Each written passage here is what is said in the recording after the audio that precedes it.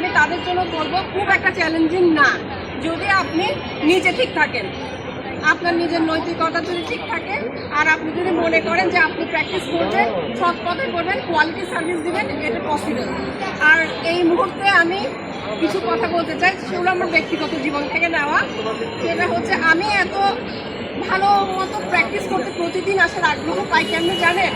কারণ আমি যাদের সাথে কাজ করি ওরা হচ্ছে আমার ভাই, আমার বন্ধু, আমি যাদের সাথে পড়াশোনা করছি, যাদের সাথে পাস করে আমি এত দূর আসছি, তারা যদি আমার পাশে না থাকতো, অ্যাজ এ লেডি হয়তো বা আমি একজন অ্যাডভোকেট হিসেবে এই পেশা রান করতে পারতাম না।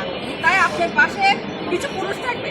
প্রথমে তো আমাদের বাবা থাকে, আমাদের ভাই থাকে, আমাদের হাজব্যান্ড থাকে, এরপর আমাদের সহকর্মীরা যারা থাকে তারাই আমাদেরকে এগিয়ে দেয়। তাই তাদের সাথে আমাদের একটা সুন্দর সম্পর্ক থাকবে। আমরা নারী পুরুষ মিলে এই আইন অঙ্গনকে আরো উন্নত করবো, এটাই আমার চাওয়া।